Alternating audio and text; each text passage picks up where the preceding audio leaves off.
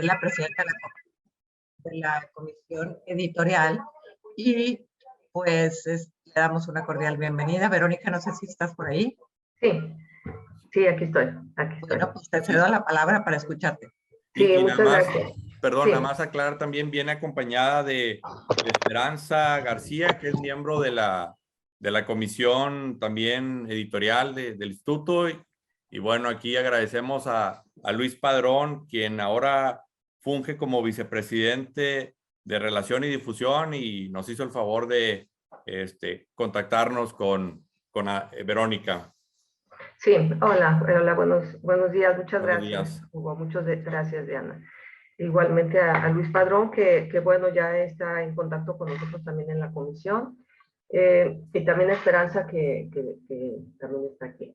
Bueno, básicamente venimos a invitarlos, o como dice Luis, también a comprometerlos de alguna forma, en que colaboren con nuestra revista, ¿verdad? Es una publicación de opinión, de divulgación del instituto. Estoy segura que aquí hay muchos temas, que es una de las comisiones más robustas, ¿verdad? Entonces, y de temas que nos interesan a toda la profesión, ¿no? Entonces, quisiera invitarlos, podríamos tener, ahorita les voy a compartir, no sé si pueda compartir rápidamente. Sí, está habilitado, ¿verdad? Ok, perfecto. Básicamente es pues la invitación que nos manda Manuel Castillo de Comunicación, ¿sí? Básicamente siempre nos las manda cada mes. La tienen ustedes también ahí. Ay, a ver, permítanme un segundo porque no en mi correo, como ya ven, está lleno. En donde viene algunas fechas. Sí es importante tomar en cuenta las fechas, pero por otro lado, somos bastante flexibles en esta cuestión porque ya nos hemos dado cuenta, ¿verdad? Que no es fácil a partir de todas las presentaciones, de todo el trabajo que tenemos, ¿no? Es un artículo de opinión. Dice aquí que tiene una fecha antes del 17 de febrero que ya pasó. Nuestra próxima publicación va a ser en abril. Entonces estamos alargando los tiempos, ¿sí? Esta fue la última que ustedes ya tienen, ¿no? Tiene aquí las características del artículo de opinión, son unas 4 cuartillas. Yo sé que es difícil sentarse y hablar sobre cualquier tema, porque a la hora que lo escribimos y demás, pero si no nos mandan con lo que piensan, con cierto formato y demás, pasa por una revisión y puede haber una comunicación con ustedes, ¿verdad?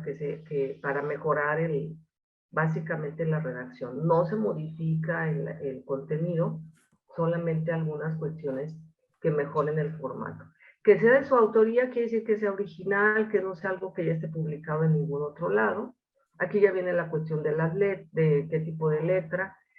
Citar, muchas veces solamente consultamos las leyes o las normas, está bien, pero hay que anotar abajo que fue la ley vigente en tal momento, ¿no? El interlineado también. Dice aquí 4 cuartillas, la estructura, necesitamos una fotografía de ustedes también. Y bueno, aquí habla que la siguiente es el 5 de abril. Entonces, les decía, ya nos recorrimos estas fechas, nosotros ya estamos ahorita en un periodo de revisión, pero necesitamos más colaboraciones, porque cada 2 meses vamos corriendo, buscando colaboraciones, porque el tiempo de la revisión se alarga. En ocasiones regresamos la revisión y se tarda y entonces ya no puede entrar en ese número y lo tenemos que dejar pendiente para el otro, ¿no? Bueno, básicamente es esto. Ya lo tienen en su correo, pero igual ahorita se los pueden volver a enviar. Y estoy segura que puede haber muchos temas que nos pueden compartir, ¿no?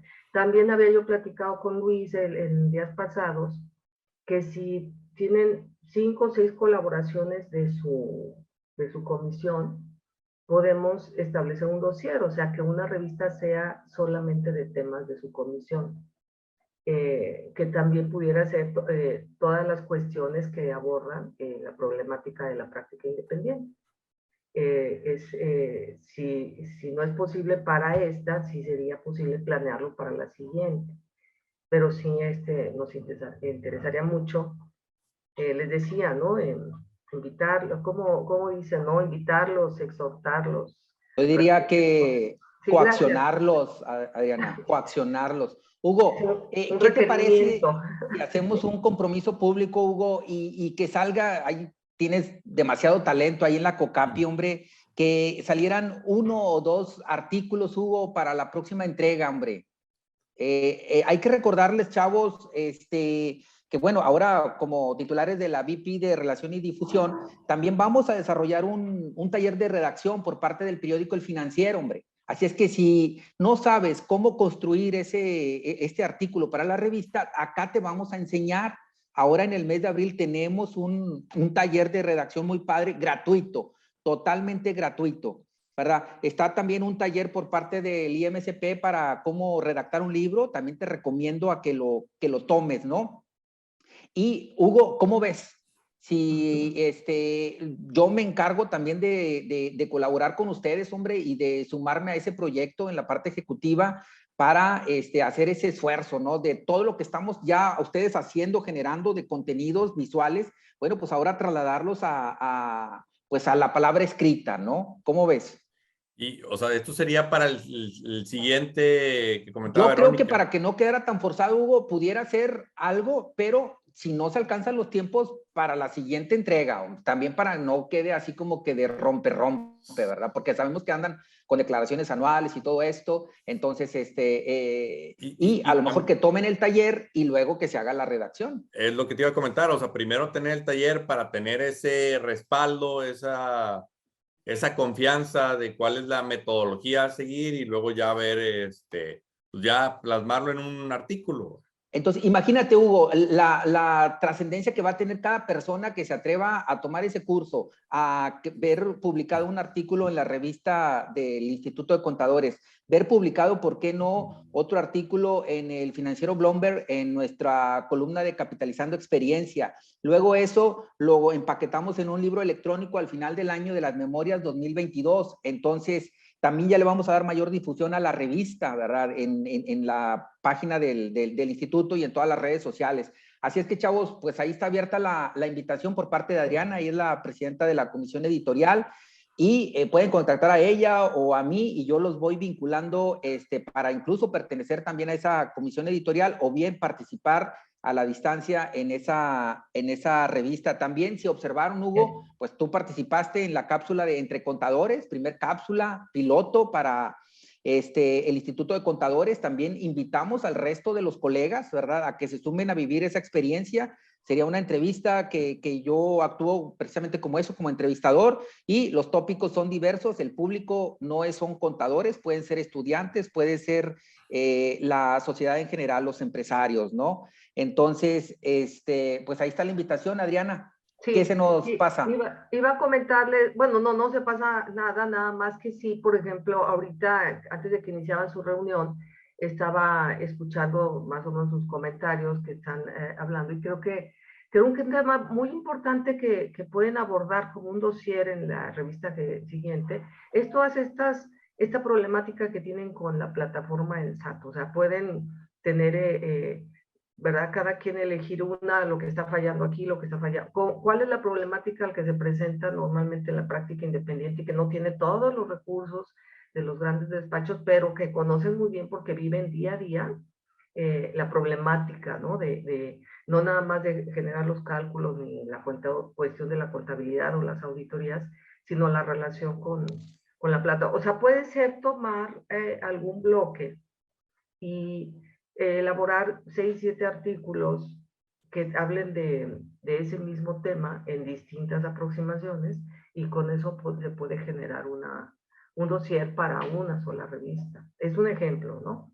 Digo, Yo no sé, Hugo, si pudieras echar echar a andar otra vez la mesa de trabajo de normatividad y como que desde allí se apuntalaran esos ejercicios editoriales, Hugo.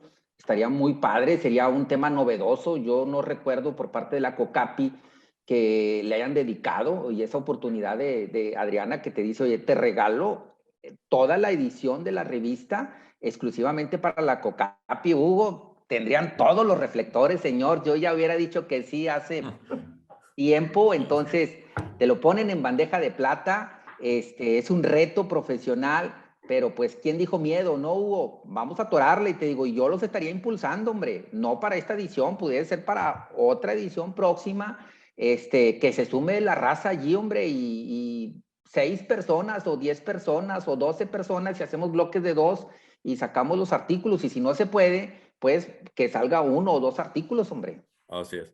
Sí, yo creo que sí, vaya, sí podemos hacer eso de generar algo aquí en la comisión. Como dices, yo creo que por tema de capacidad eso no es problema. A lo mejor la cuestión de la redacción, de la metodología, que pasando con ese curso que comentas, yo creo que ya tendríamos las bases para hacerlo, pero yo diría que sí, cuenten con nosotros, nada más denos oportunidad de tomar ese curso y organizarnos un poco con las diferentes tareas y los compromisos que ya como comisión hemos tomado, ¿no? Muchas gracias, Hugo. Gracias, muchas gracias. Adelante No, al con contrario. tus actividades. Muchas gracias. Muy bien, muchas gracias. Al contrario. Bueno, si les parece, Humberto, pasamos a lo que es la presentación del tema relacionado con la prima de riesgo de trabajo. Ahí ya está habilitado la cuestión para que compartan pantalla.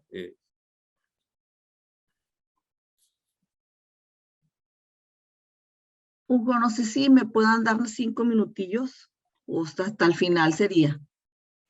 Pues, a ver, nada más deje ver, a lo mejor si Humberto ya están listos o a lo mejor necesitan esos 5 minutos y aprovechamos para escuchar a Gris.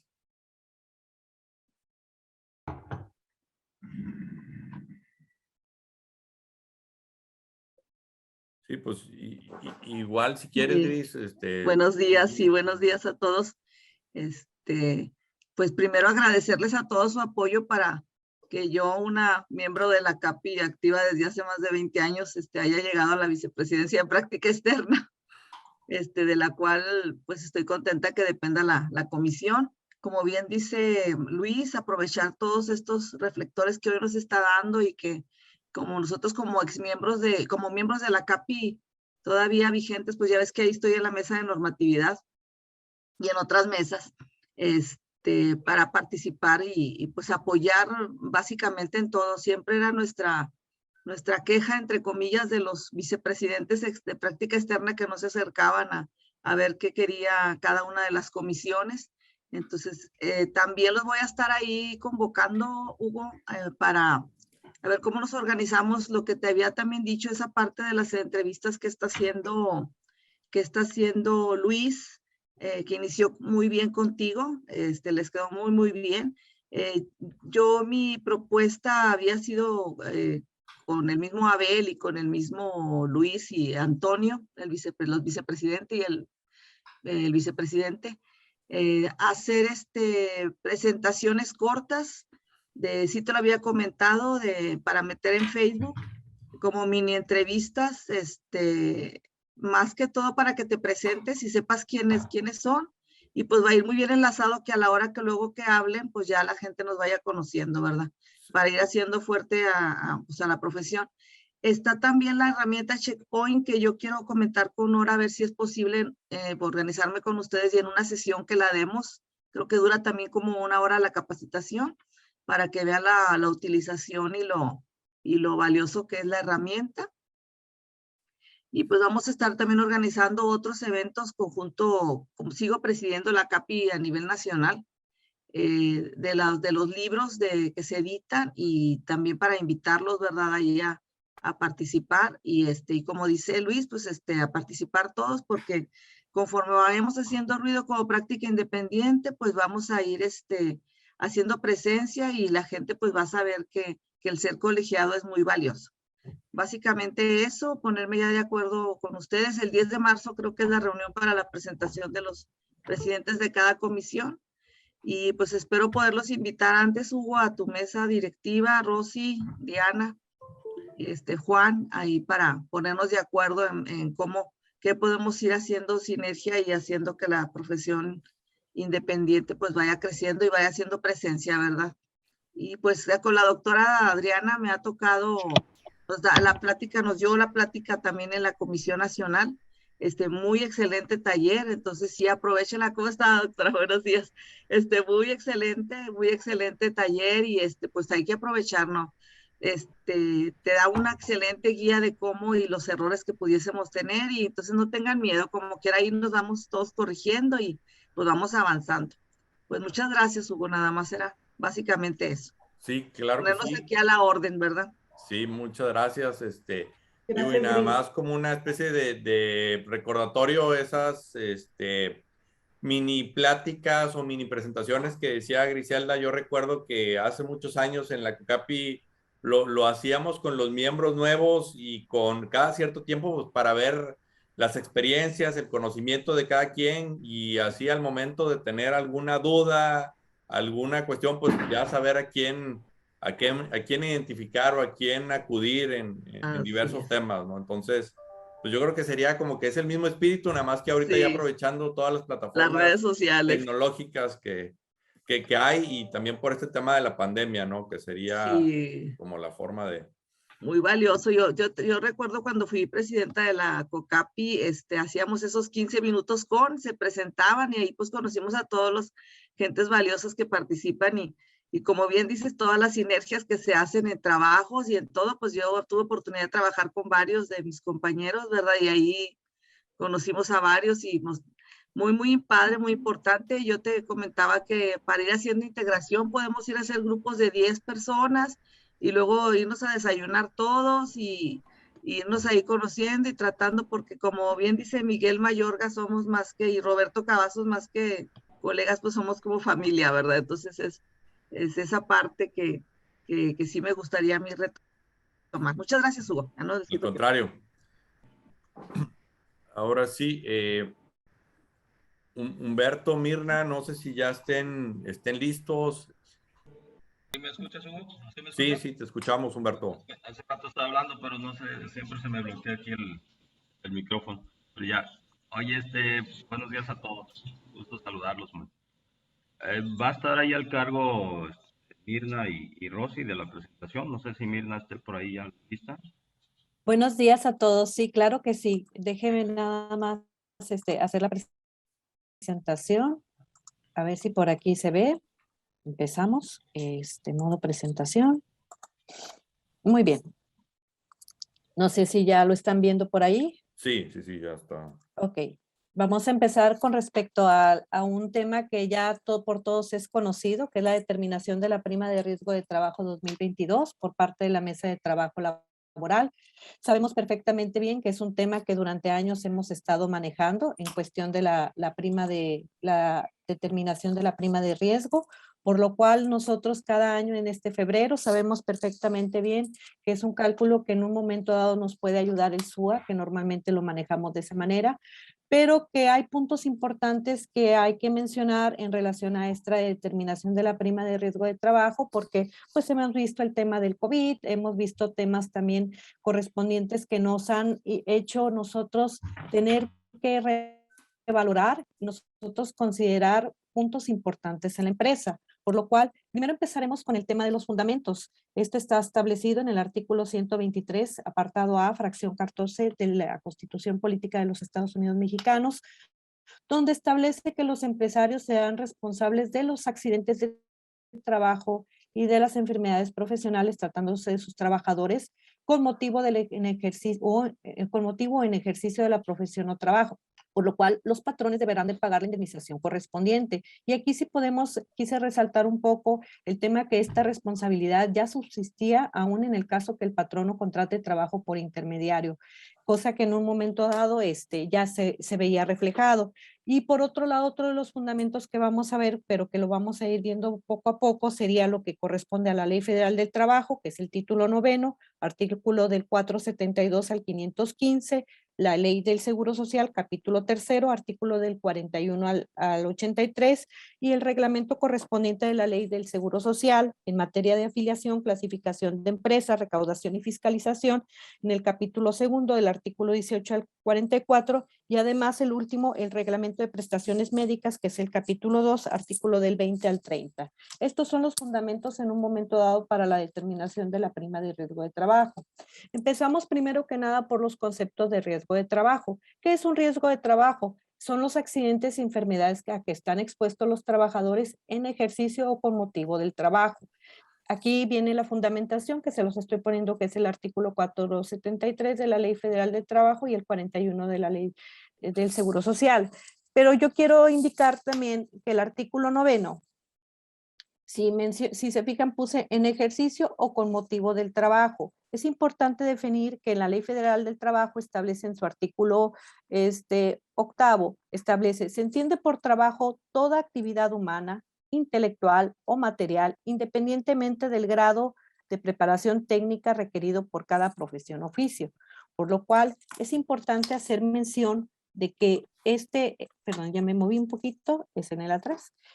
¿Qué son los accidentes de trabajo y enfermedades? Es bien importante que las personas que en un momento dado están a cargo en relación a la CT7 o CT9 conozcan este tema, que tengamos nosotros conocimiento qué es lo que realmente está pasando al trabajador y si efectivamente es por un accidente o enfermedad que están expuestos los trabajadores. Ahora, un riesgo de trabajo, ¿cuándo termina? Cuando el trabajador siniestrado se da de alta y solo haya existido incapacidad temporal. Por lo cual se puede en un momento dado con eso terminar. Ahora, accidente de trabajo. Es toda lesión orgánica o perturbación funcional inmediata o posterior o la muerte. Esta es producida repentinamente en el ejercicio o con motivo del trabajo, cualquiera que sea el lugar y el tiempo en que dicho trabajo se preste. Por lo cual, ahí viene la fundamentación correspondiente, que es el accidente de trabajo. También se considera accidentes de trabajo en trayecto. Estos se consideran cuando se produzca cuando el trabajador se traslada directamente de su domicilio al lugar del trabajo o de a aquel. Aquí es importante mencionar que un trabajador que cuando se accidente en trayecto, en su expediente que nosotros tenemos, donde viene en este caso a lo mejor cuando nos dieron su currículum o nos dieron en un momento nos llenaron toda la información correspondiente a él, tener cuál es el trayecto que él realiza, porque en ocasiones el Seguro Social no les quiere pagar este accidente de trayecto por haberse movido a dejar a sus hijos, no sé, con la suegra o irse a dejar a su esposa al trabajo, y en eso puede ocasionar problemas en cuestión de que le pueden pagar a él el accidente de trayecto, de trabajo por trayecto. Entonces, hay que en un momento dado solicitarle al trabajador para tenerlo en su expediente cuál es vamos a decir, cuál es el movimiento o cuál es el tema actualizado de cuál es el trayecto que él realiza para llegar al trabajo. Enfermedad de trabajo, sabemos que es toda acción continuada de una causa que tenga origen o motivo en el trabajo, en el medio en Mirna, que nada más aquí un comentario, un cuestionamiento sobre esto que comentas del trayecto, o sea, sí. No sé si en la práctica les ha tocado, o sea, ¿cómo documentar esto, cómo soportarlo? O sea, en el sentido que a lo mejor no hay un único trayecto, o sea, me refiero que a lo mejor 2 días a la semana, primero va con la suegra a dejar los niños, por ejemplo, y otros 2 días va y los deja con la mamá, entonces digamos que no hay un único trayecto, o sea, ¿cómo ¿Cómo solicitarlo? Ya ves que tenemos el expediente del trabajador, entonces hay que actualizarlo, darle a él una hoja donde a nosotros nos indique cuál es el trayecto que realiza o nos actualice en este sentido, ¿no? Y dejarlo dentro de su expediente para cuando a nosotros nos llegue la CT7 o CT9, según sea el caso, nosotros tengamos esa documentación y podamos anexarle también al momento de que estar llenarla, te anexo documento en el cual yo tengo actualizado cuál es el trayecto que el trabajador realiza para llegar, en este caso, a la empresa, ¿no? Y de esa manera que esté bien documentado, vamos a ayudar muchísimo al trabajador para que le sea pagado ese accidente de trabajo en trayecto. O sea, digamos que aquí tendríamos que tener una constante comunicación o que el trabajador esté consciente que en el momento que cambie esa ruta, que se cambie de casa o lo que sea, que actualice esa información para efectos de estar prevenidos ante cualquier situación. Totalmente, totalmente, sí, porque es muy importante tener esa comunicación con el trabajador porque muchas ocasiones no sabemos ni cuál es el trayecto que él realiza, ¿no? y solamente tenemos, ok, ya está la solicitud de trabajo, tengo un currículum, tengo algunas referencias y no tenemos su expediente completo. Entre ellos, ya ves que ahora vamos a tener que tener hasta su situación fiscal, ¿no? Entonces, son situaciones que sí sería recomendable pedirle al trabajador y tener esa comunicación.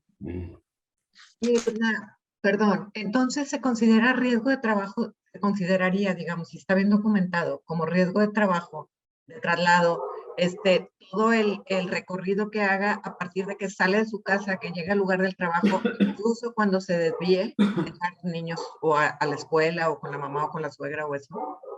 Sí, es un accidente de trabajo en trayecto, totalmente. Y lo que hace el Seguro Social cuando llega el trabajador a solicitar este accidente de trabajo en trayecto, muchas ocasiones te dicen, oye, pero es que yo me moví o tuve que ir a dejar esto o fui a dejar a mis hijos, oye, pero ya te desviaste y muchas ocasiones por eso son afectados los trabajadores, en que no les quieren pagar ese accidente de trabajo en trayecto. Que digamos que sea una ruta cotidiana, ¿no? Que todos los días salgo de mi casa, dejo a los niños aquí, luego me voy al trabajo. Entonces esa sería como mi ruta. Totalmente, y por eso se tendría que documentar, porque nosotros como empresarios, cuando, o sea, o la empresa o la gente encargada, al momento de llenar la CT7, tienes que indicarle que estuvo en trayecto, ¿verdad? Y que tienes un documento para poder explicar cuál fue el trayecto que realizó el trabajador, ¿verdad? Gracias. Su trayecto habitual. Sí, gracias. Y nada más, Mirna, perdón, también regresándome un poquito antes a lo que mencionabas de riesgo de trabajo, o sea, vaya, como que aquí también algo muy importante es la forma en cómo el trabajador explica la situación cuando lo atiende, ¿no? Para efectos de que quien determina si es o no riesgo de trabajo tenga todos los elementos y no, que luego con la historia del trabajador o con la explicación que dé, no quede claro este tema y que luego también por parte de la empresa no tenga certeza si fue o no fue riesgo de trabajo. O sea que... Sí, yo creo que a veces hay dos historias, ¿no?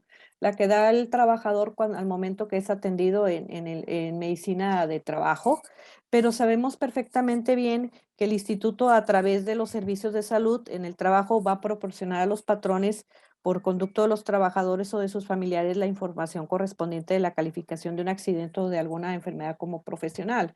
Sí, entonces por eso en ocasiones nosotros tenemos, como bien mencionas, tener ese contacto, esa comunicación con el trabajador, ¿verdad? Y tener nosotros toda la información correspondiente para ver si es un accidente o enfermedad, pero también va a depender muchísimo de cómo nosotros llenemos esas CT7 o CT9, según sea el caso, y que esté la persona capacitada, o sea, que realmente investigue qué fue lo que sucedió, porque muchas ocasiones no puede ser un accidente o enfermedad de trabajo y no lo pueden hacer que pueda hacer de esa manera. Vamos a decir, si tú tienes lineamientos en tu empresa donde tú dices, oye, ¿sabes qué?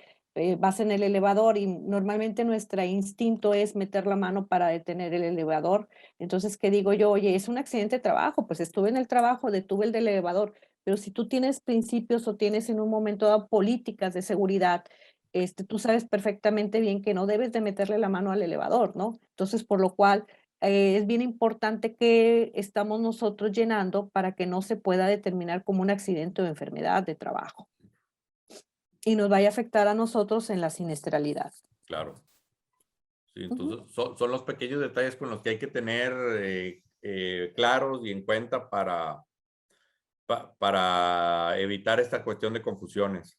Sí, y aparte tener esa comunicación como tú mencionas, con el trabajador. ¿Por qué? Porque en ocasiones, como a ellos son los que le entregan, te digo, es el artículo 19, del reglamento de prestaciones médicas, donde a ellos son los que les entregan esas incapacidades o esas determinaciones, ¿no? Esa información, si es accidente o es enfermedad profesional. Pues por eso en muchas ocasiones nosotros no tenemos la información y al momento de llenar nosotros nuestro SUA lo tenemos como una enfermedad, ¿no? Y al final te das cuenta, oye, sabes que no era enfermedad, era accidente. Entonces, sí es bien importante que nosotros tengamos esa comunicación con el trabajador y también la manera de poderlos ayudar en caso, te digo, de un accidente de trabajo por trayecto. Perfecto. Gracias. Sí.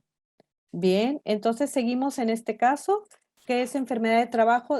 Estamos mencionando que es la acción continuada de una causa que tenga su origen o motivo en el trabajo o en el medio que el trabajador se ve obligado, o sea, a prestar sus servicios. Aquí tenemos la fundamentación correspondiente. ¿Qué no se considera riesgo de trabajo? Esto sí es bien importante ponerle atención, o sea, tomar en cuenta. ¿Por qué? Porque si el accidente ocurre, si el trabajador está en estado de embriaguez, pues no va a ser considerado como riesgo de trabajo, o bajo la acción de algún psicotrópico, narcótico, droga, a menos que exista alguna prescripción médica y que le haya informado al patrón, o en el caso de que algún trabajador se ocasione intencionalmente una incapacidad o una lesión por sí, o de acuerdo, o que se ponga de acuerdo con otra persona, pues tampoco va a considerarse como riesgo de trabajo. O si esta incapacidad o siniestro es el resultado de alguna riña o algún suicidio, pues tampoco se considera riesgo de trabajo.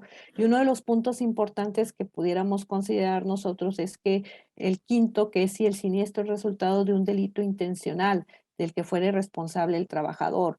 El delito intencional viene siendo que yo en un momento dado no seguí las políticas correspondientes de la empresa y por lo cual a lo mejor yo tengo mi empresa correspondiente, estamos todos trabajando y hemos bajado a veces la guardia por el tema del COVID, ¿no? Pero dentro de la empresa se están siguiendo estas lineamientos en decir, oye, todos usan cubrebocas, tenemos el gel antibacterial, se hace la sanitización. ¿Y qué sucede? Que el trabajador se va a una reunión familiar, se contagia o tiene síntomas y en un momento dado viene o viene y se contagian todos los demás o tiene esos síntomas correspondientes. Entonces, o en un momento dado es resultado de este delito intencional y nosotros tenemos que, en cierta manera, ser de investigadores para poder saber con exactitud qué es lo que está pasando en este caso, ¿no? Por ejemplo, ahí en lo que mencionas, o sea, también se requería, o sea, tener el soporte para demostrar, digamos, en el caso del estado de embriaguez. O sea, me refiero a aunque a lo mejor sepas o tengas conocimiento que ese fue el motivo del accidente, pero no, si no tienes la documentación que lo soporte, pues a lo mejor de poco servirá el dicho del patrón en este caso. Totalmente, sí. En ocasiones hay gente que tiene hasta cámaras, ¿no? Correspondientes o tiene varios testigos o se levantan a la mejor actas correspondientes por parte de la empresa para dejar todo documentado en el caso de las circunstancias o faltas a las políticas de seguridad que tenga la empresa, ¿no?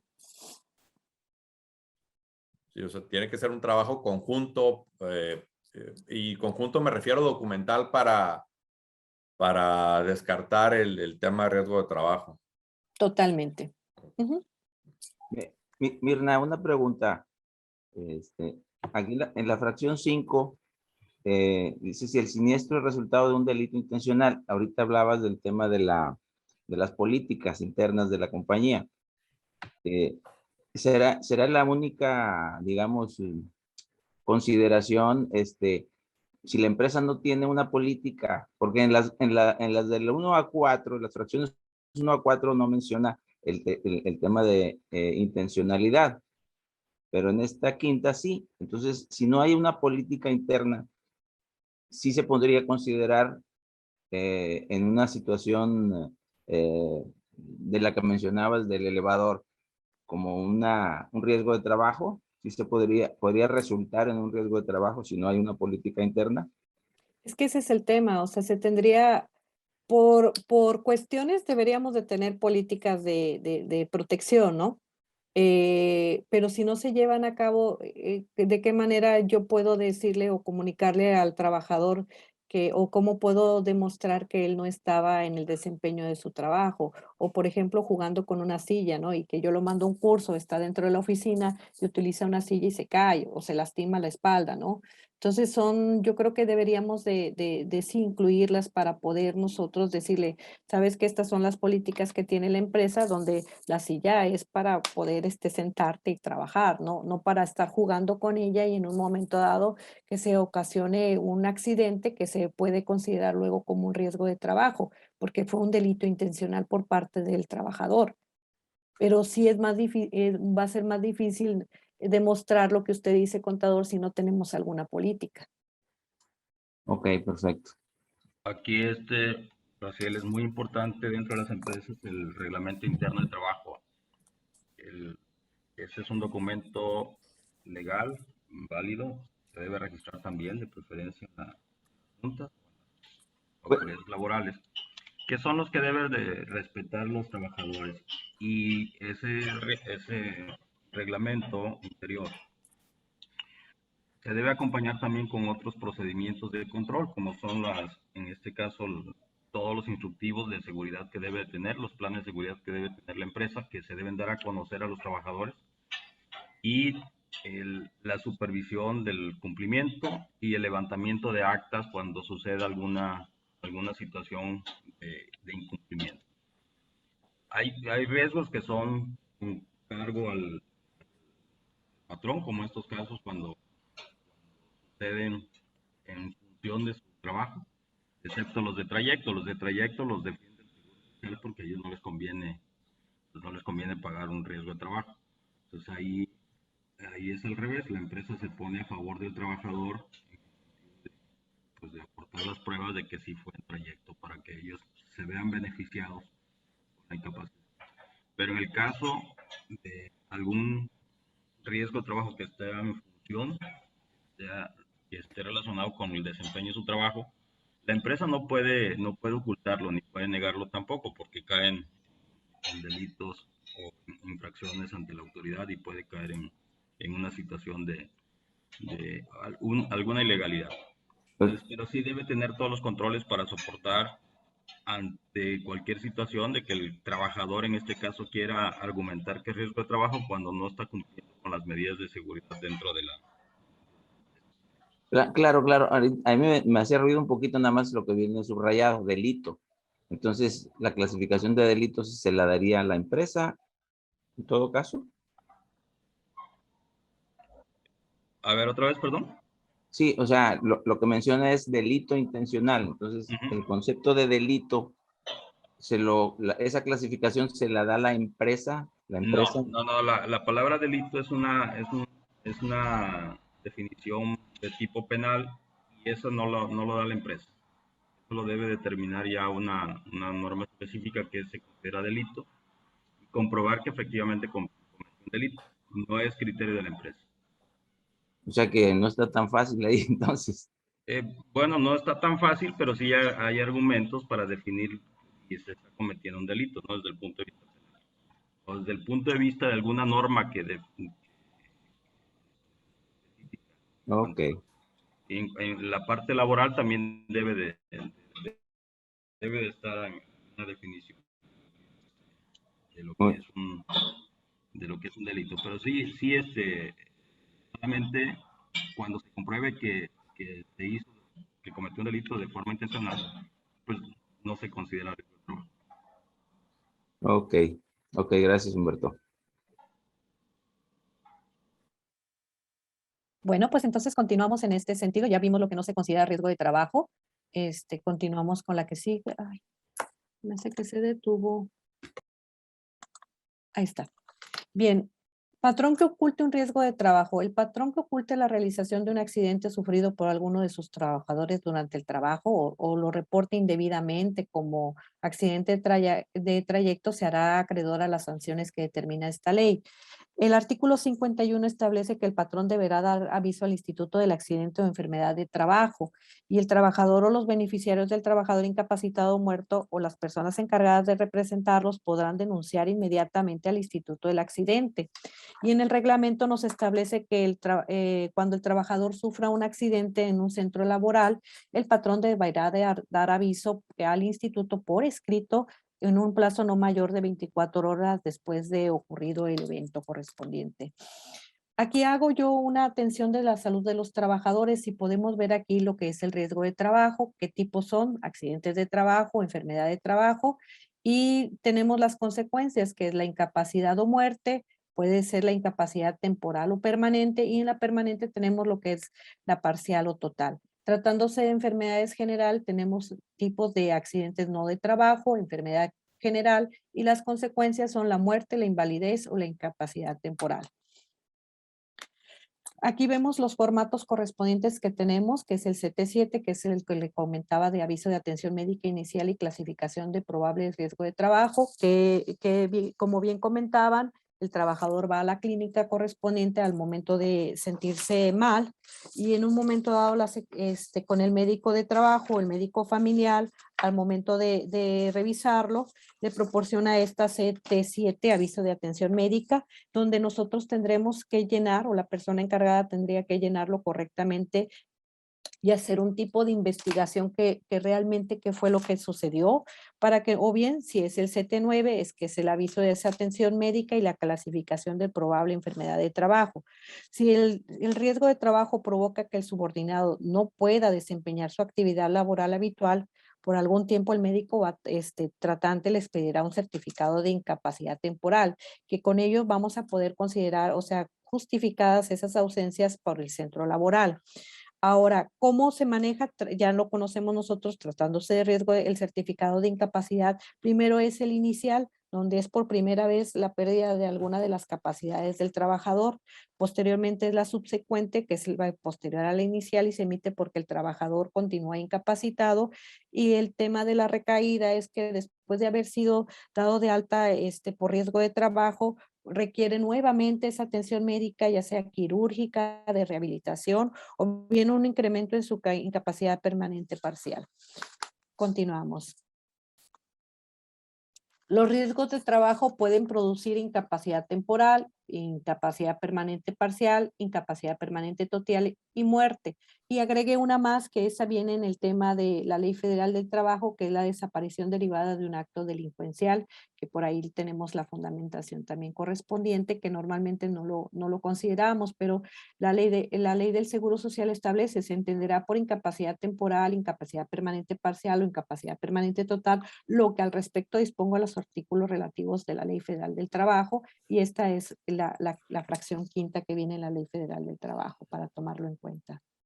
Aquí tenemos una CT2 donde es el dictamen de alta por riesgo de trabajo en el caso de que un trabajador haya sido rehabilitado y ya se pueda reincorporar a sus labores, y esto solamente se llevará en el expediente clínico del trabajador o en su nota médica. La CT3, que es el dictamen de incapacidad permanente o de función, donde aquí se hacen las definiciones que la incapacidad permanente parcial o la incapacidad permanente total. Mira, aquí una pregunta y esa manera de cultura. No sé si haya, digamos, algún límite en cuanto al tema de incapacidad. O sea, digo, sé que la incapacidad puede durar unos días. Me ha tocado casos que duran meses, pero no sé si hay algún límite que digan, oye, la incapacidad máximo puede durar 1 año, 2 años, o es hasta que el médico lo defina. Fíjate que a mí me tocó un caso que era lo que estábamos platicando en la mesa de trabajo, donde un trabajador no tuvo nada, solamente, no me acuerdo si solamente se le lastimó la muñeca por ahí.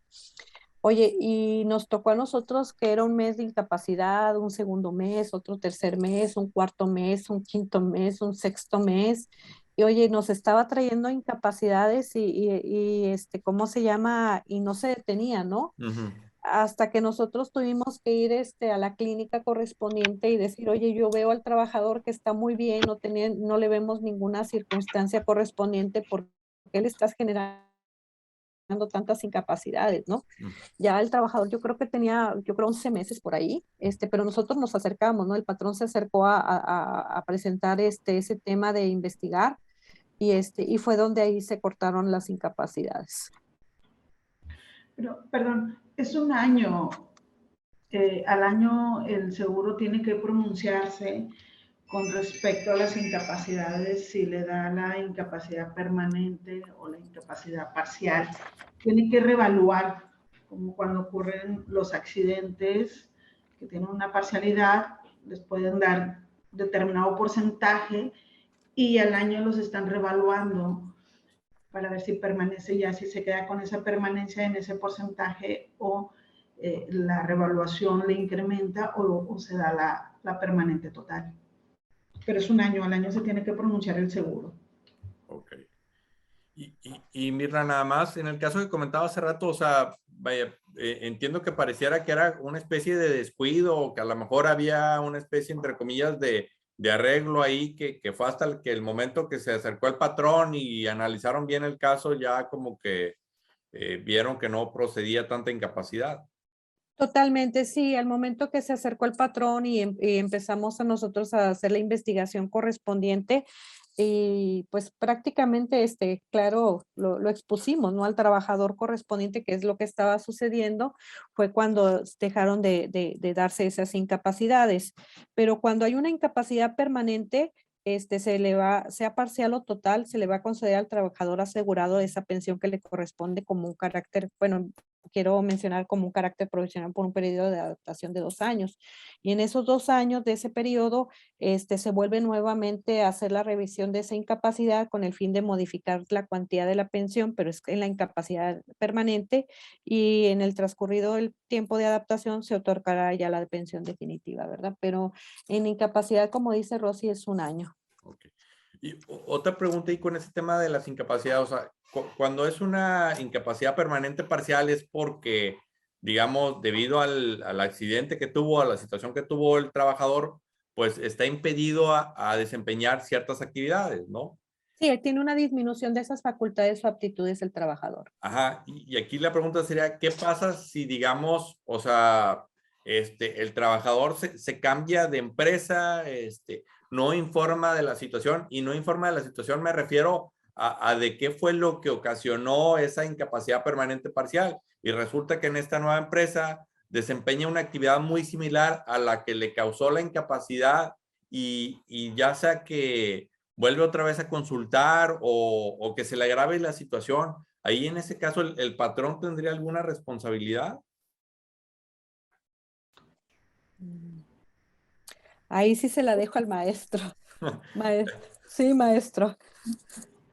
Pero ahí es donde entran las revaluaciones, ¿no? O sea, cada, como lo mencionabas, el trabajador cuando tiene la parcial del seguro, pues no le conviene estar pagando incapacidades parciales, permanentes parciales, entonces siempre entra una revaluación. Sí, Y esta revaluación la hacen 2 años. O sea, al año de incapacitado se pronuncia el seguro, según a lo que tengo entendido, al año se pronuncia si le va a dar la incapacidad permanente parcial o y a los 2 años lo está revaluando. Ahora, si la pregunta hubo si tienen efecto las revaluaciones en el cálculo de riesgo, sí, porque pueden aumentar los porcentajes. Así es. Y eso es, cada vez que tiene, si es que tiene un aumento, le va a afectar lo tienen que considerar cuando se dé en el ejercicio que se dé esa revaluación, lo tienen que calcular. O sea, y aunque ya esté con un patrón diferente, es decir, que no esté con el patrón donde tuvo o donde le identificaron la incapacidad permanente parcial. Bueno, se entiende si está incapacitado para el trabajo, no debiera de estar con otro patrón, porque una vez que ya esté capacitado por el trabajo se rompe la incapacidad. Se rompería en ese caso. Si pudiera, si fuera una recaída por alguna situación, por alguna enfermedad, pues ya se tendría que hacer la evaluación, y en este caso, a lo mejor el que se ve afectado es el nuevo patrón porque es el que lo tiene incorporado. Claro. Ok. Humberto, entiendo que en los casos del tema de las empresas que cambiaron de patrón ahora con el tema del outsourcing, los trabajadores que traían algún tipo de incapacidad de esa naturaleza tenían que terminar, o sea, continuar más bien hasta que fuera ya dado de alta el trabajador con el nuevo patrón, ¿es correcto? Sí, eso Mirna lo va a ver un poquito más adelante y trae también Ok, perfecto. Y tenemos por aquí, seguimos con el tema del COVID. Gracias, maestro. Bien. A ver, ¿por qué no quiere avanzar? Ahí está.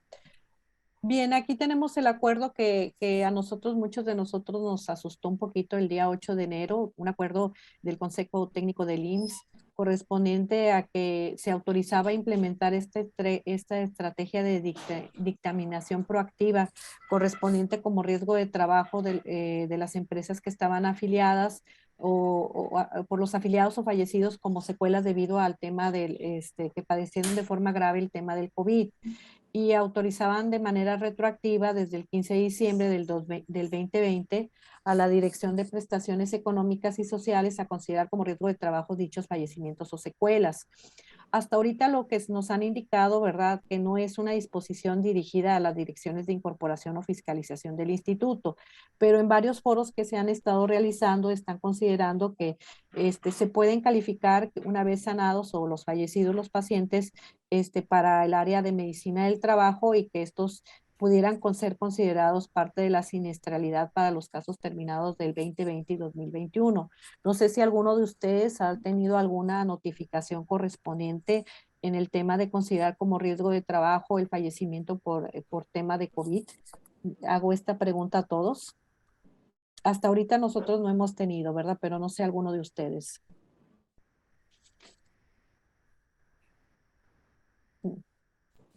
Bueno, parece ser que nadie, estamos entonces dentro de lo que cabe que no se ha considerado. Bueno, vamos a seguir correspondiente. Este es el acuerdo, se los dejo yo por ahí para que lo tengan correspondiente de lo mismo que acabamos de explicar. Y aquí es donde salió un tríptico donde establecía el tema del COVID, del Seguro Social, explicaba qué son los trabajos con riesgo muy alto de exposición, y especificaba que era tratándose de médicos, trabajos mortuorios o procedimientos de laboratorio, trabajadores que estaban al cuidado de la salud de aquellas personas que ya se conoce o tenían la sospecha del tema del COVID, o el tema tratándose de exámenes de laboratorio, o que eran los que normalmente estaban más expuestos, también el personal de apoyo o transportes médicos que trasladaban pacientes por tema de COVID o el tema de mortuorio. Pero era un tríptico que a nosotros nos estaban explicando el tema de cómo ellos estaban clasificándose, tratándose de el COVID-19. Y déjenme nada más, continuamos con la que sigue.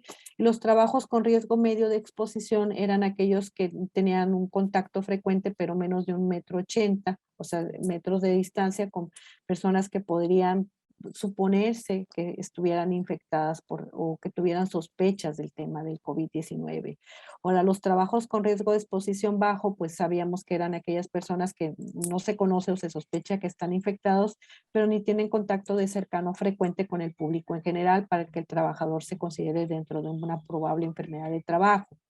Y al desempeñar sus actividades laborales tiene contacto paciente o persona confirmada con el virus, paciente o persona considerada sospechosa. También debe tomarse en cuenta los niveles de riesgo, debe tener un periodo de latencia entre 1 y 14 días entre el contacto y el inicio del cuadro clínico, y se demuestra que el trabajador estuvo expuesto a la enfermedad por su actividad y se elimina la posibilidad de una exposición extralaboral, el caso se deberá considerar como enfermedad de trabajo.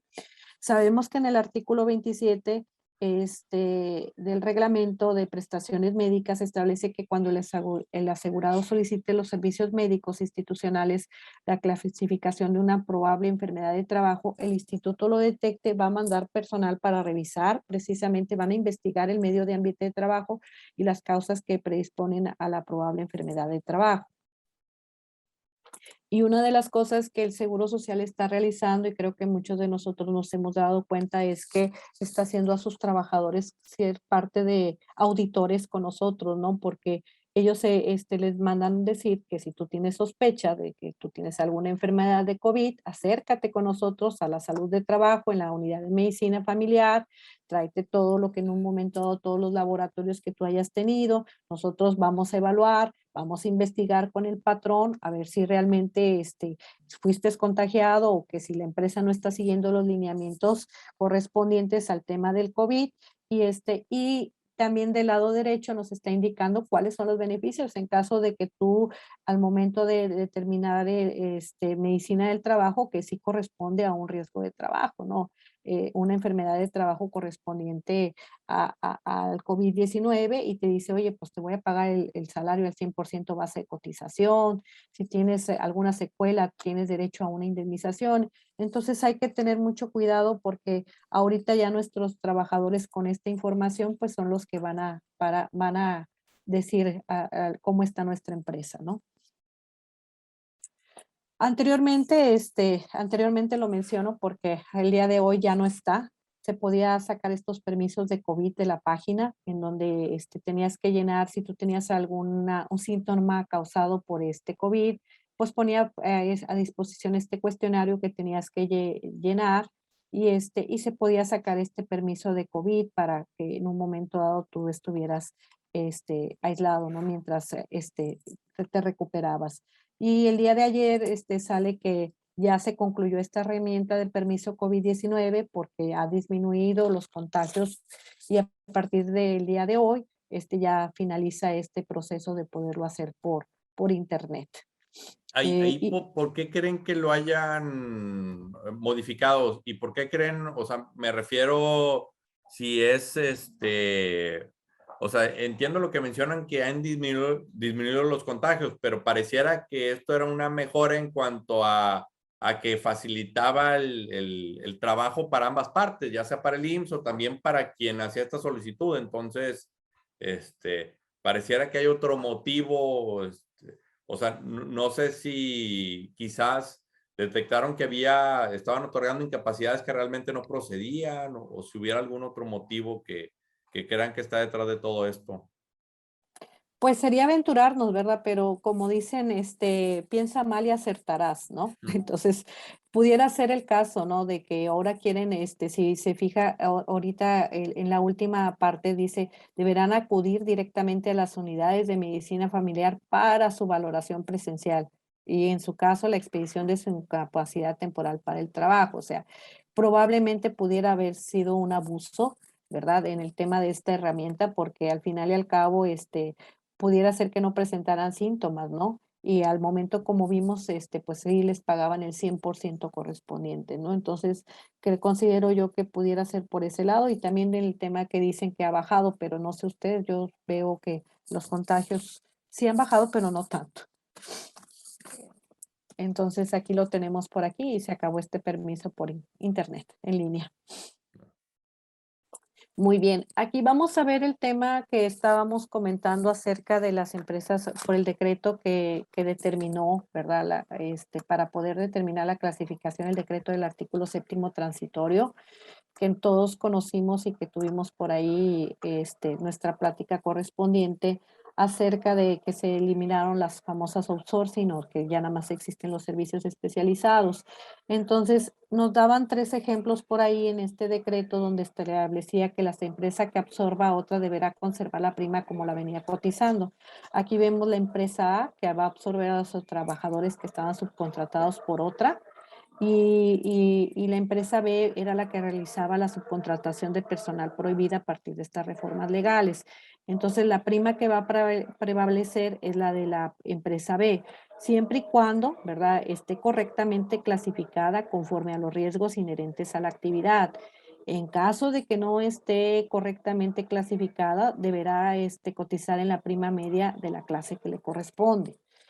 Otro de los ejemplos que nos comentaban era Nada más hay una duda. Al decir absorber, ¿hay alguna definición de esta absorción? O sea, me refiero porque un ejemplo pudiera ser una especie de fusión, donde A y B se fusionan y A subsiste y así absorbe a los trabajadores. Pero a lo mejor otra opción pudiera ser que los trabajadores simplemente se dan de baja en B y se dan de alta en A. O sea, sí, no sé si sí.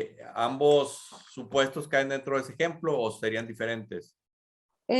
Pueden caer dentro de este supuesto siempre y cuando esté correctamente clasificada, que es lo que nos están indicando conforme a los riesgos inherentes a la actividad. O sea, puede desaparecer y quedarse totalmente en A, porque nos ha tocado empresas que era la corporativa y luego la empresa prestadora de servicios, donde la prestadora de servicios pues ya iba a desaparecer y entonces si está con la misma prima de clase y correspondiente y bien correspondiente a la actividad, queda la prima, la última prima que se tenía. Pero también puede darse el caso de que pertenezcan a la misma clase, que parte del outsourcing se queden, vamos a decir, trabajadores a la nueva empresa, en este caso, y tendremos que sacar el tema de una prima ponderada, que es el siguiente ejemplo que vamos a ver. Que varias empresas estén y que vaya a subsistir solamente una y que tengamos que sacar el tema de la prima ponderada. Pero en este caso, se absorbería en el caso correspondiente siempre y cuando esté en la misma clase.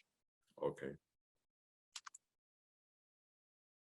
Aquí tenemos la prima ponderada, que esto debimos de haberlo hecho antes de agosto.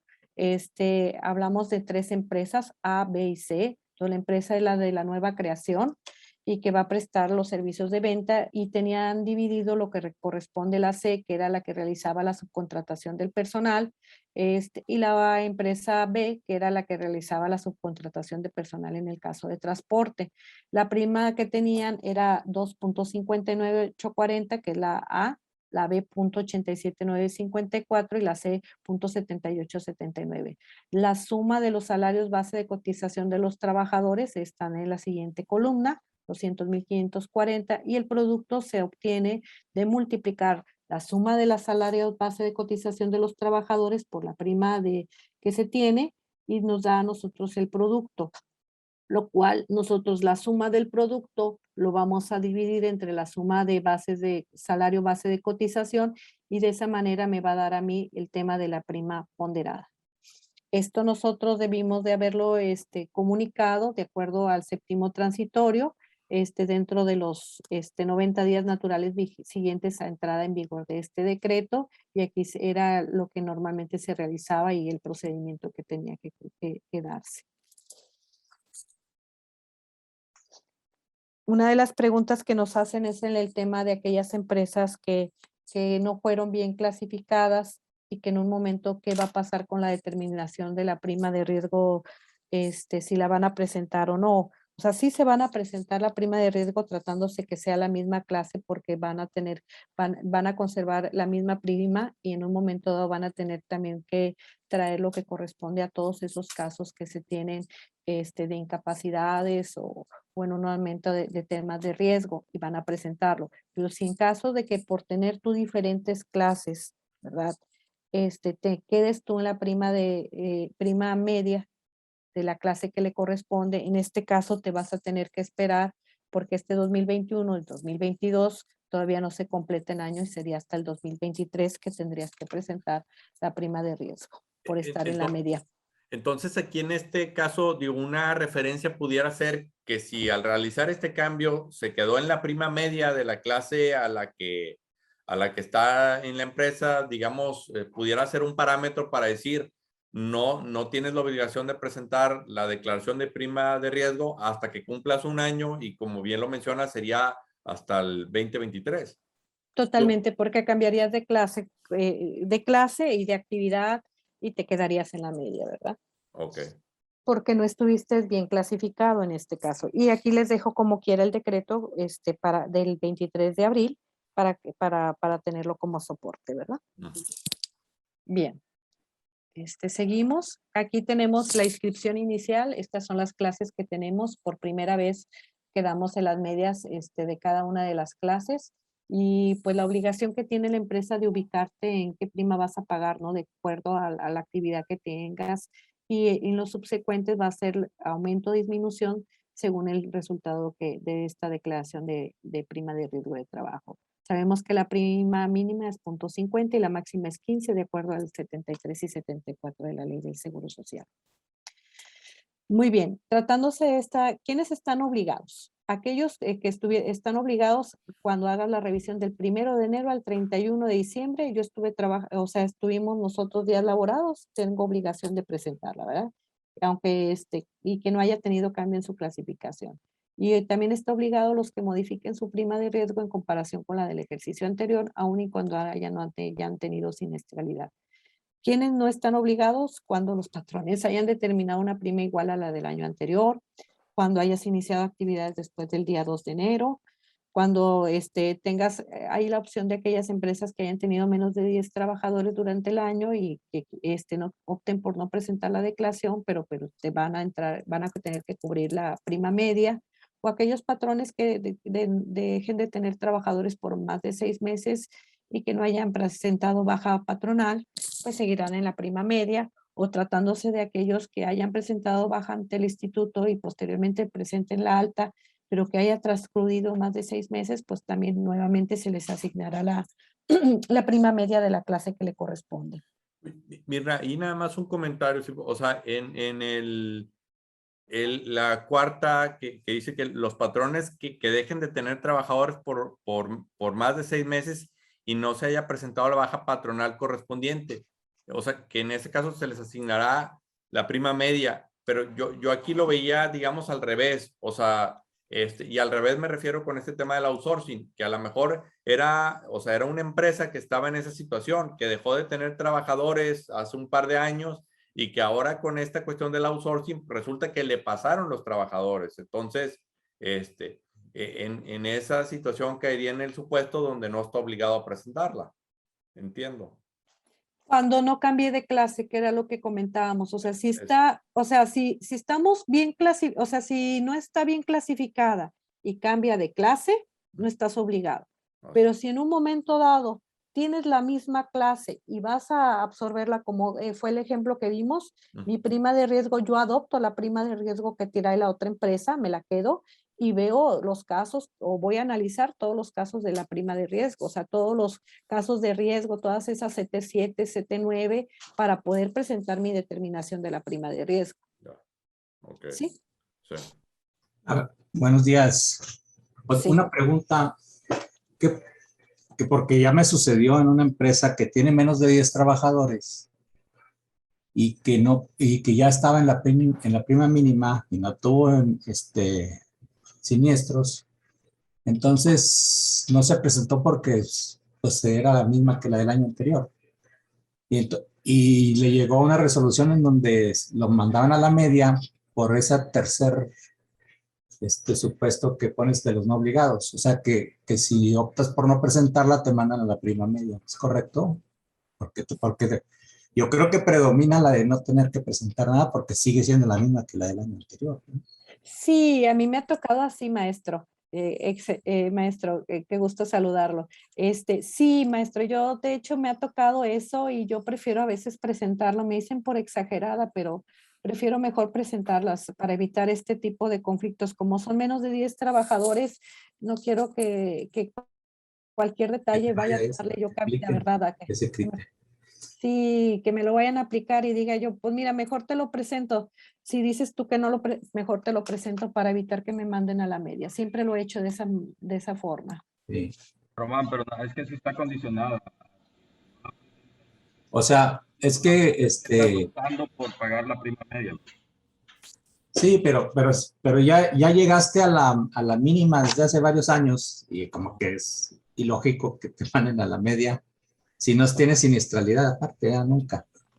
O sea, deberían dejarlo ahí porque para mí predomina el primer supuesto, ¿eh?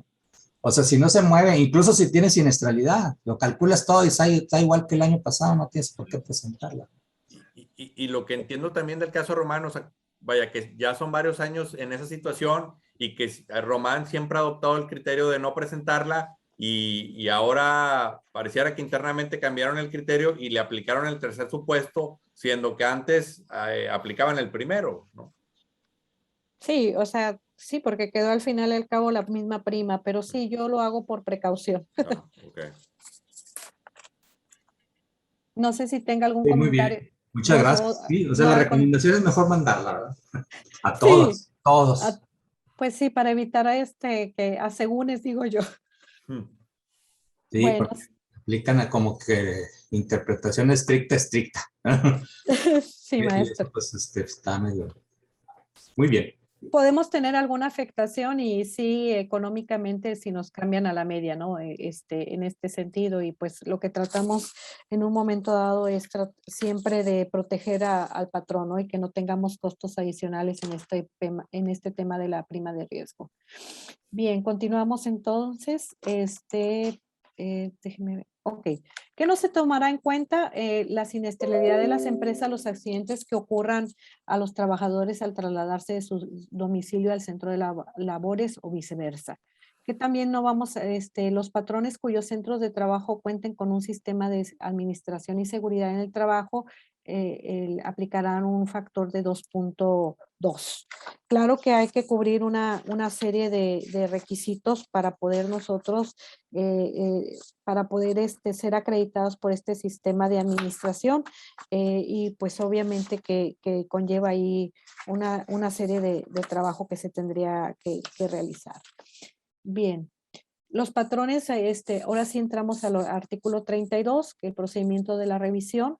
Vamos a tener que revisar anualmente nuestra siniestralidad para determinar si permanecen en la misma prima o si esta disminuye o aumenta. Y vamos a tener que considerar la siniestralidad, se va a obtener considerando los riesgos de trabajo terminados en el ejercicio. Se le va a sumar lo que corresponde a la prima mínima de riesgo, y ahí tenemos la fórmula y puede aumentar o disminuir un punto. La vigencia va a ser del 1 de marzo del ejercicio al día último de febrero del siguiente. Empresas nuevas por cambio de actividad, la disminución o aumento de la prima procederá conforme a la fracción primera y segunda. Vas a presentar ante el instituto en el mes de febrero esta declaración. Lo puedes hacer también por internet, que lo vamos a ver más adelante, y cómo se hace la revisión. Las revisiones del IMSS y aviso en caso de rectificación surtirá efectos a partir del 1 de marzo. En caso de aviso de baja, nueva, alta, la misma actividad baja total de trabajadores y reinicio, deberán evaluar si le corresponde la prima media o la misma que tenía, y hay que ver los diversos números de registros para revisar el caso por municipios o centros de trabajo. Esta es la fórmula que por todos es conocida acerca del tema de la UV, que son los 28 años, que según la estadística del IMSS es la duración promedio de vida activa que tiene un individuo que no haya sido víctima de un accidente mortal o de incapacidad permanente total. La F, que es un factor que comentan que no está definido por ley, pero que es una prima promedio para poder cubrir los subsidios y pensiones por riesgos de trabajo, y el IMSS va a revisar esta variable cada 3 años para definir si se mantiene o si cambia. Tratándose el número de trabajadores promedios expuestos, esto ya lo conocemos nosotros, solamente la recomendación siempre es que esté bien alimentado el tema del sistema, el del SUA. Total de días subsidiados o causas de incapacidad correspondiente. En este concepto va a comprender todos los días de incapacidad por riesgo de trabajo, es decir, aquellos días que los trabajadores no pudieron realizar sus labores por un accidente o enfermedad de trabajo, y vamos a tener que revisar pues todos los certificados de incapacidad expedidos, todas aquellas 77, 79 que tengamos. Y por último tenemos la I, que es la suma de todos los porcentajes de incapacidades permanentes y parciales que son divididas entre 100. El número corresponde de defunciones. Hay que sumar el número de fallecidos ocurridos o como consecuencia del trabajo, y la M, que sabemos que es la prima mínima de riesgo. Determinación: para que el patrón determine su prima deberá de llevar un registro pormenorizado de su siniestralidad desde el inicio de cada uno de los casos hasta su terminación, y está el patrón obligado a recabar esa documentación correspondiente o a del trabajador o sus familiares, y si estos omiten la entrega, el propio patrón deberá obtener del instituto. O sea que tenemos nosotros que tener bien este control correspondiente de llevar este registro de todas las siniestralidades que tiene nuestra empresa. Y aquí tenemos lo que es la determinación de la prima, que ya todos conocemos y que sale, sale del SUA. Aquí les pongo una liga donde viene cómo se determina la prima. Es un tema de cómo te va llevando este manual de la mano para que tú lo puedas realizar.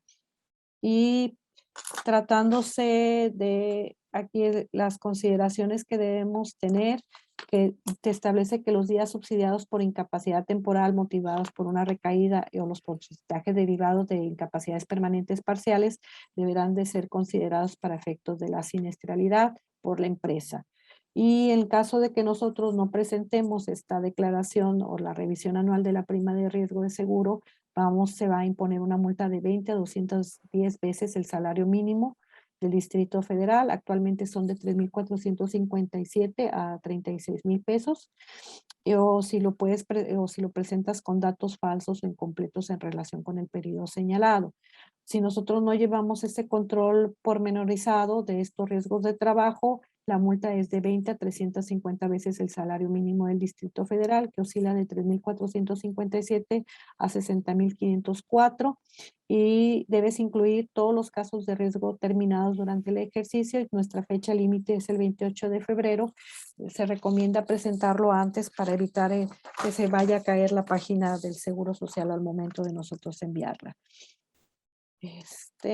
Y por aquí tenemos, ya corresponde a la contadora Rosy el tema del acceso virtual, que dará unas excelentes recomendaciones para poder nosotros obtener todas esas CT7 y CT9, si realmente son o no incapacidades que fueron al trabajador. Adelante, contadora.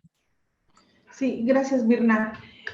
Así es, en efecto, como tips y recomendaciones para validar la información que nos pasa nuestro cliente o la empresa de las incapacidades.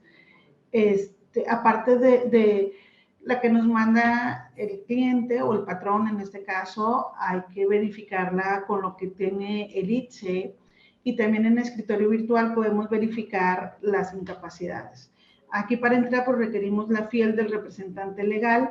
Si no hemos creado la cuenta en escritorio virtual, con el CURP y la fiel del representante legal lo podemos hacer. Nos esperamos media hora para que nos active el acceso a escritorio virtual, y ya pasada la media hora podemos entrar. Siempre se va a entrar con la fiel del representante legal. Sí, Mirna. ¿Le puedes continuar, Mirna?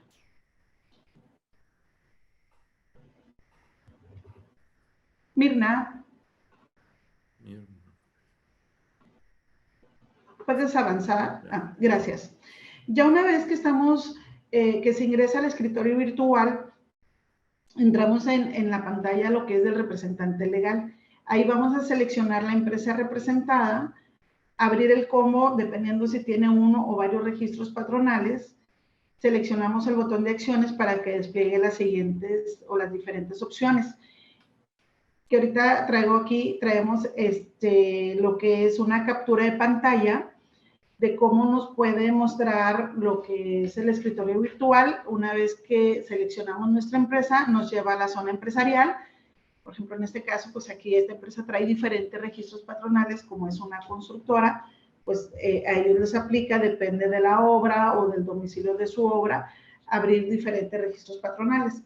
Entonces, aquí seleccionamos nuestro registro patronal, nos vamos al combo de acciones y nos despliega la demás información. Entonces, aquí todo esto podemos hacer trámites, modificaciones al registro registro patronal, cambiarlo de domicilio, todas estas cuestiones. La más interesante, la que vamos a ver ahorita, es la consulta de las incapacidades. Traemos 4 combos, lo que es folio de la incapacidad, ya sea que lo podemos consultar por rango de fechas, consultas por registro patrón, por número de seguro social. Aquí en el folio de la incapacidad, pues tecleamos la incapacidad que nos mandan. Esto es bien importante porque no hay que esperar a fin de año para estarlas consultando. De hecho, al mes o un poquito antes de los 15 días ya nosotros podemos consultar el folio. Y sí he tenido experiencias de que aquí hemos detectado que los folios que en ocasiones nos mandan están clonados. No les pertenece, las modificaron como son vía un PDF, la incapacidad, las modifican y hemos detectado incapacidades falsas. O sea, Rosy, ahí nada más una pregunta. Al decir detectado, o sea, ¿quiere decir que te aparece la incapacidad, pero en nombre de otra persona o con datos que no coinciden con el PDF? Así es, o simplemente no existe. Okay. Nos dice que no existe, entonces yo a veces he verificado por folio de incapacidad, no existe. Me voy a las siguientes pantallas, ya sea que verifique por rango de fecha, tampoco me la va a traer, y también lo tengo para verificar por número del Seguro Social del trabajador. Oye, Rosy, perdón. Sí, mande bien. Para entrar allí pues sí, para atrás, por favor. Nada más. ¿Perdón? Para entrar allí, sí. ¿cómo entraste? Para checar las incapacidades, perdón. Ok, entras a la página del IMSS, sí, te vas a escritorio virtual. Ajá. Si no has creado la cuenta, la vas a crear con la fiel del representante legal, si es una persona moral, o si es persona física con su fiel del SAT. Ya una vez que la creas la cuenta, te va a pedir que pongas el CURP y la fiel. Ahí vas a firmar un manifiesto de responsabilidad. Si todo está legal, el CURP y la fiel del representante legal coincide con la base del IMSS, te va a permitir el acceso a la media hora. Es bien importante, bueno, yo siempre trabajo con Explorer cuando entro a escritorios virtuales. En otro, ya sea Google o Mozilla, nunca he podido entrar, se batalla mucho. Entonces yo casi siempre entro con Explorer. Ya una vez que ingresas, ya te puedes ir a los diferentes combos, a seleccionar la empresa, si es representante legal, ahí te va a venir cuántas empresas él es representante legal, seleccionas la empresa, te vas al registro patronal, a los diferentes registros, si tiene varios, o al único registro patronal, abres el combo de acciones, y en el combo de acciones te va a presentar las diferentes opciones, entre ellas la consulta de incapacidad por folio, por rango de fecha o por número del Seguro Social. Entonces, ya en esto, aquí va a ser bien importante porque verificamos todavía más la información que nos pasa, lo que tiene el ITSE, con lo que tiene escritorio virtual y lo que tiene en papel o nos mandó el patrón, en este caso de las incapacidades. Gracias, Rosy. Sí, entonces aquí pues ponemos ahí el folio y nos reporta si ese folio es correcto y a qué trabajador está. Si el folio que nosotros pusimos o si no lo encuentra, podemos verificar en las demás. ¿Avanzamos, Mirna? Aquí por rango de fechas, aquí nada más permite por cada 15 días. Cada 15, no permite checar desde el 1 de enero al 31 de diciembre. Aquí tendríamos que estar checando por cada 15 días. Entonces, este es cuando tenemos dudas de que una incapacidad sea correcta o sea, más que todo, sea verídica, ¿no? Que no esté clonada. Porque sí pasa, a mí me pasó. Aquí por número de seguro social, pues aquí nosotros le ponemos el número de seguro social y me reporta, avanzamos a la siguiente, ya me da el resultado de la búsqueda y me pone todas las incapacidades que tuvo este trabajador durante todo el año. En este ejercicio que nosotros hicimos, ahí donde saqué yo los pantallazos, aquí yo observo que este trabajador trae riesgo de trabajo, trae incapacidades por enfermedad general y así fue como se las expidió en su momento el doctor. Empezó con enfermedad general, luego posteriormente la califican a riesgo de trabajo. Entonces yo aquí o lo que hicimos en este caso fue hacer la compulsa con la empresa, porque en ocasiones no nos mandan la ST7 cuando inician un riesgo de trabajo. Y el ITSE sí me reportaba que todos estos días eran riesgo de trabajo. En escritorio virtual me decía, traigo enfermedad general y así vienen sus incapacidades. Cuando me mandaron las incapacidades decían enfermedad general y luego posteriormente pasó la subsecuente, trae otra inicial con riesgo de trabajo. Esto es porque cuando acudió el trabajador, se reportó, digamos, o el doctor lo puso como enfermedad general en lo que la empresa calificaba a través de la ST7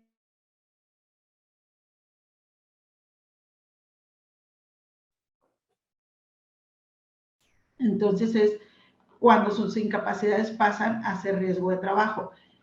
Así fue en este caso. En ocasiones, yo creo que por la gravedad de las lesiones, inmediatamente los califican como riesgo de trabajo. Entonces, ya al hacer la compulsa, en los 3 lados, lo que tiene el trabajador, lo que tiene el ITSE, lo que tiene escritorio virtual, por cada uno de los trabajadores, nuestra información que alimentemos o la presentación de la declaración de riesgo de trabajo minimiza el riesgo o se minimiza que haya algún error en la declaración. Entonces, por eso quise tocar el punto del escritorio virtual, ¿verdad? Para también verificar aparte del ITSE. Y bueno, básicamente es mi participación con respecto a cómo verificar las incapacidades dentro del año y en febrero para nuestra prima. O sea, prácticamente aquí tienes que hacerla como una especie de detective privado de validar si lo que dijo el trabajador es correcto o si proporcionó la información. Sí, así es. Sí, yo sí lo tengo como práctica, como dices tú, como investigar bien para evitar tener algún error en la declaración y también porque en ocasiones los patrones no te lo mandan o no lo llenan o no se dieron cuenta de llenar la ST7. Entonces, sí vamos verificando, digo, y ahora con las incapacidades COVID, también verificamos con el folio, porque sí, digo, yo detecté 3 clonados, 3 que no existían para nada esas incapacidades. Y digo, ahorita que mencionas, ¿cuáles son los casos más típicos que te ha tocado identificar? O sea, la cuestión de los clonados, otra que no lo entregó no te lo hizo llegar el patrón, no sí, sé si... por ejemplo, que te pongan y que en ocasiones, no sé si les haya tocado cuando revisan una incapacidad, en ocasiones dice, probable riesgo de trabajo, no, pero sí te lo ponen como riesgo de trabajo. Al final de cuentas, aun cuando en la incapacidad viene que no, y te lo dan como riesgo de trabajo. Como aquí, por ejemplo, él tiene iniciales con eje, enfermedad general, pero realmente sí fue ya aceptado por la empresa que es un riesgo de trabajo. Entonces, como dices tú, yo aquí hacemos la investigación, el match de las 3 fuentes, que es el ITSE. En el ITSE incluso viene la calificación que a él le dieron el 65% de una incapacidad permanente parcial, al 65%. Era algo que el patrón no tenía, que a este trabajador ya lo habían calificado con una incapacidad permanente parcial, y eso lo sacamos a través del ITSE, verificado, y verifico los días autorizados que también estén y cumplan las fechas. Lo que venga en el ITSE viene muy resumido, aquí me las da una por una, lo que me manda el patrón, de tal manera que al menos en sus riesgos de trabajo o en sus mensuales no esté pagando un seguro de más, okay, una cuota más. Perfecto. Sí. Bueno, sigue ahora el maestro, el contador Humberto dará el tema siguiente. Rectificación de la prima y cómo rectifica la prima. Maestra, adelante. Sí, bueno, son nada más algunos comentarios ahí de cuando ya una vez te presentas y hay algún cambio.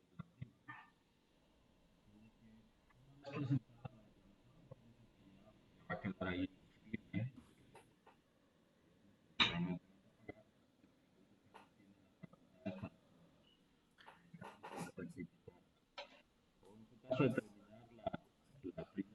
No se escucha bien, no sé si soy yo o es general. Yo tampoco escucho bien, yo creo que es general. A ver, a lo mejor el volumen. Sí, ahí. Ya se escucha mejor. ¿Se escucha aún? Se escucha un poco como cortado. Ok. Mira, ahí ya se escucha mejor. Ok. Sí, debe ser aquí mi problema algo así. Bueno, sí, ¿ya me escuchan? A ver, si puedes probar de nuevo, Humberto, por favor. A ver, dame un segundo. ¿Ahí ya me escuchas? Sí, ya. Perfecto.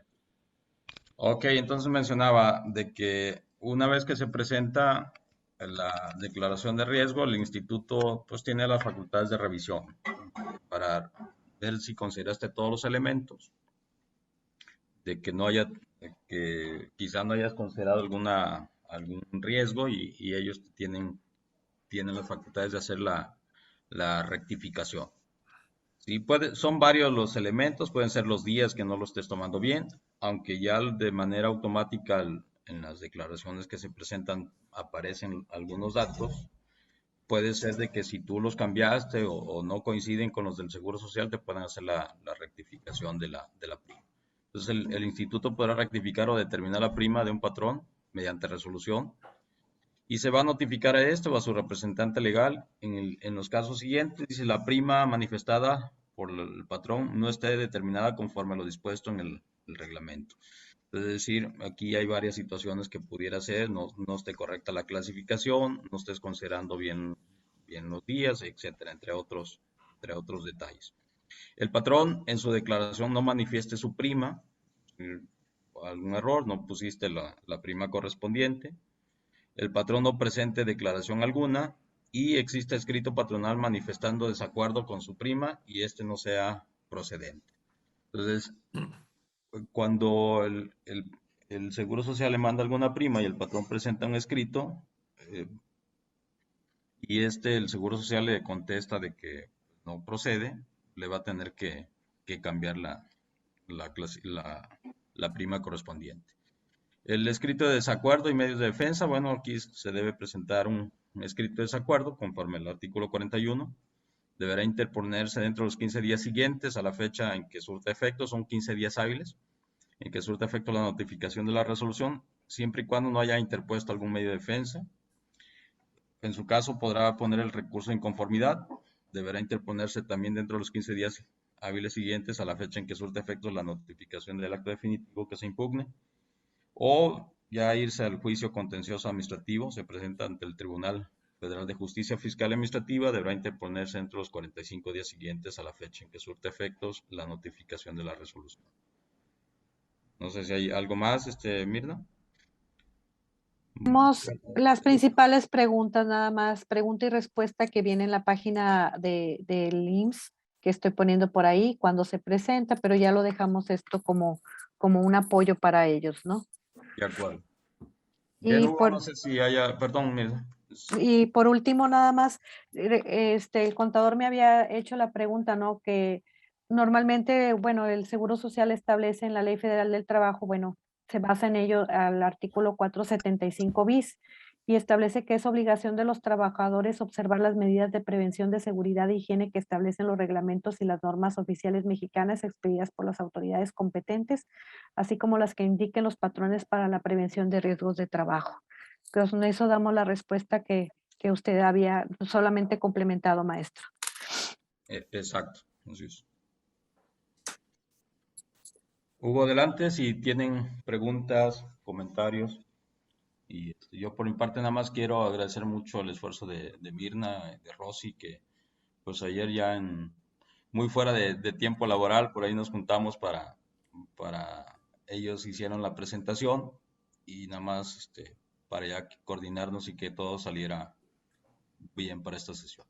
Sí, ahora sí que fue en tiempo extraordinario y sí reconocerles ese esfuerzo que pues ahora sí que el trabajo en equipo ahí de la comisión de Rosy y de Mirna pues pudieron armar este material y compartirlo con todos nosotros que yo mencionaba que era importante pues sobre el tema del COVID, que aunque no es nuevo, pues siempre con estos cambios que han sacado, pues es conveniente tener presente y también por la cuestión del outsourcing, esta cuestión del outsourcing que si bien es cierto, a lo mejor el IMSS ahí contempló una forma de traspasar los trabajadores, pues en la práctica sabemos que que se presentaron diferentes alternativas por cuestiones operativas, por diferentes temas. Entonces, pues tener bien claro cuándo aplica la prima de riesgo, la declaración, cuándo sí, cuándo no, porque pues como acabamos de ver puede tener implicaciones bastante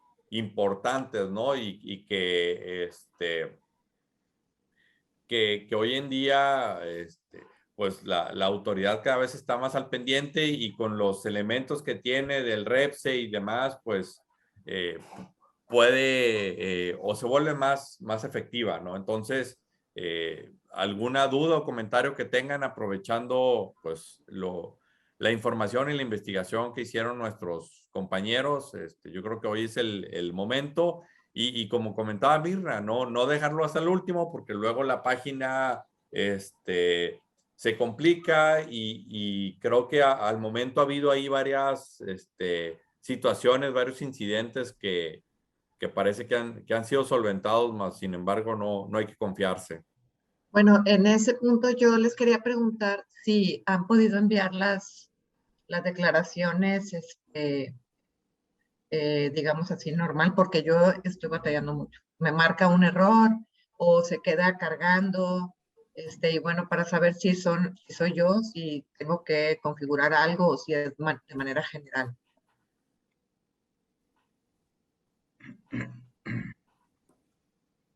Alguien que ya haya presentado, que ya los haya enviado. Diana, sí, perdón, nosotros hemos presentado, no hemos tenido mayor problema. De repente sí se ha alentado un poco, pero hemos estado enviando normal. Ok, entonces para revisar yo mis configuraciones y eso.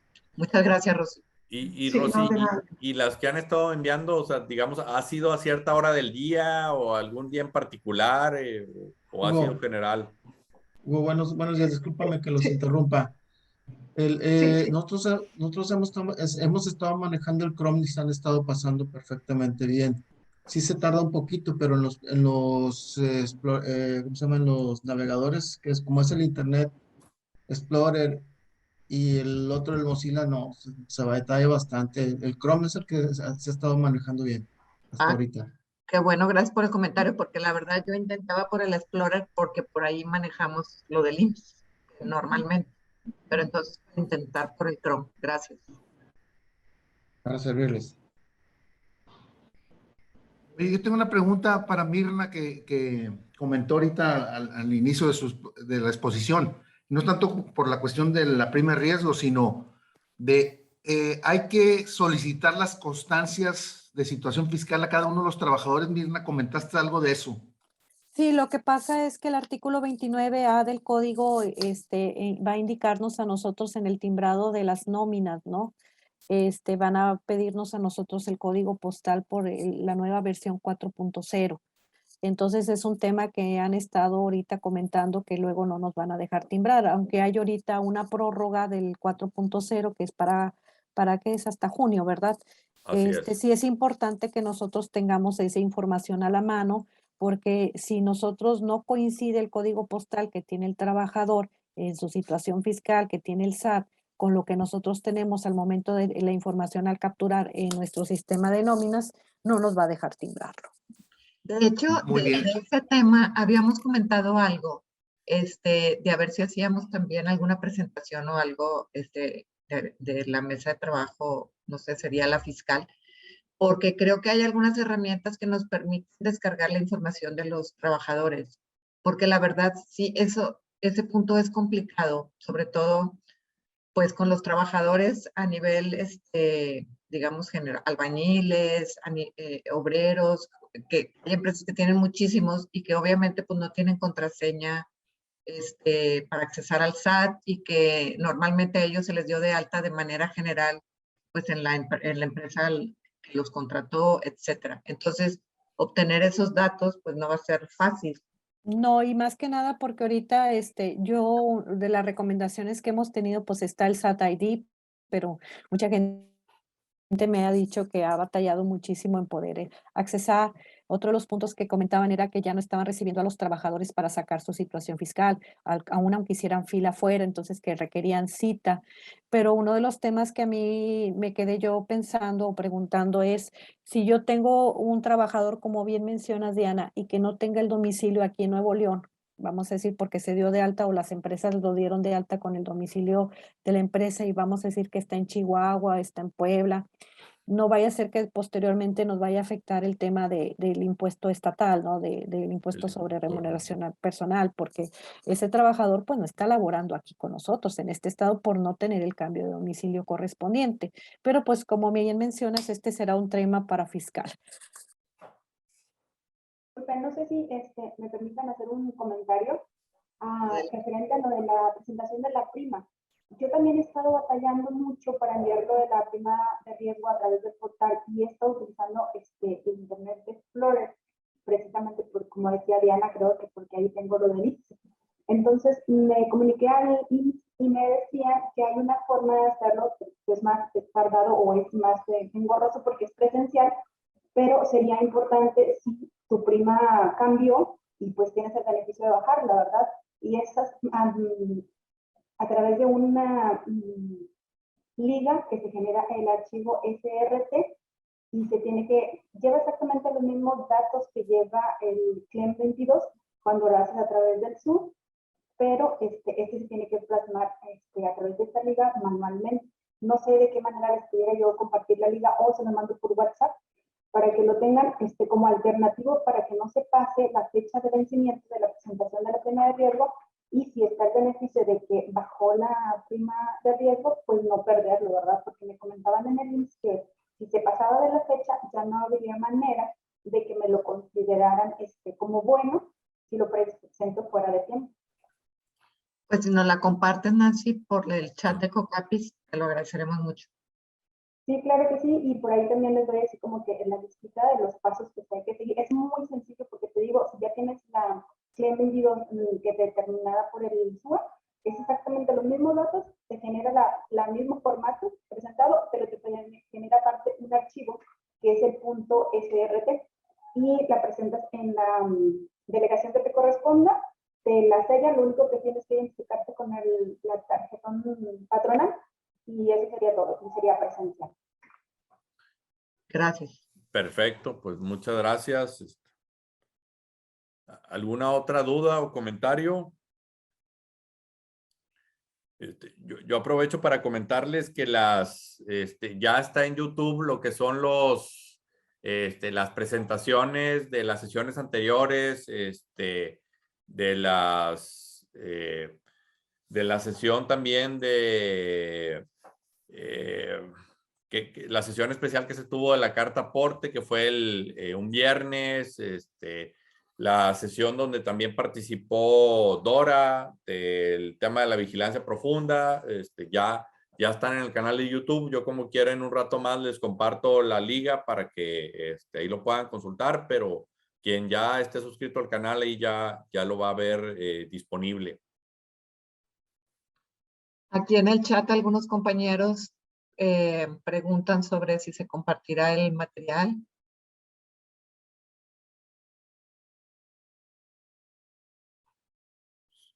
Pues, digo, yo creo que no hay problema, como quiera ahorita lo comentamos con los de la mesa de trabajo, porque no sé si sigan conectados, pero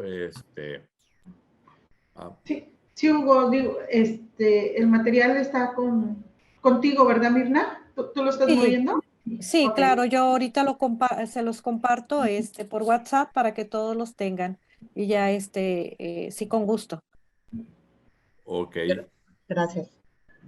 Mira, aquí el comentario que puso Laura del explorador que, bueno, para ellos le está funcionando el Chrome con Windows 10 o superior.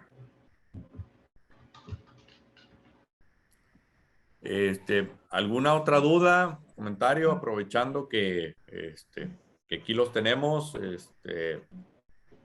Y bueno, también referente a la cuestión de las formatos de las declaraciones, creo que a reserva de lo que comenta en la sesión extraordinaria que tuvimos donde donde se abrió toda la comisión, la mesa de trabajo fiscal, pues yo creo que fue bastante enriquecedora. A lo mejor al principio un poco de desorden en cuanto a pues, que queríamos resolver muchos problemas y que cada quien tenía alguno en particular, pero creo que pues al final se logró el objetivo de resolver la mayoría y de los que se identificaron, pues creo que a lo largo de los días algunos ya se resolvieron. Y bueno, la idea es que pues a través del chat o cuando tengamos estas sesiones, poder comentar las novedades que surjan sobre esa cuestión, ¿no? Pues para beneficio de todos, ¿no? Y no sé si está presente el tesorero, pero recordarles ahí el pago de las cuotas. Creo que algunos ya han estado pues pagando en estos días y aquellos que no lo hayan hecho, pues para que por favor ahí se reporten con el tesorero. ¿Algún otro tema? Comentario, noticias parroquiales como las nombraba Luis. Bueno, si no hay más, yo creo que con eso concluimos la presentación del día de hoy. Y pues agradecerles por la participación. Gracias, Hugo, y gracias a los miembros de la mesa de trabajo que nos compartieron esta excelente exposición. Hasta luego, Hugo. Hasta luego. Hasta luego. Muchas gracias. Hasta luego. Hasta luego. Hasta luego. Ya tengo el chat, Hugo. Perfecto. Gracias.